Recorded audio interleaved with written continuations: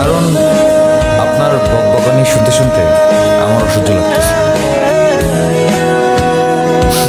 আপনি আসলে একটা ফাল, রেসিস্ট একটা।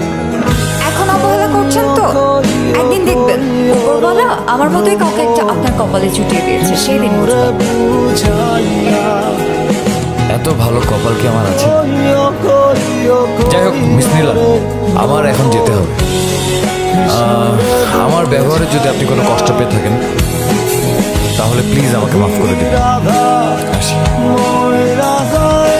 ভালো থাকবেন।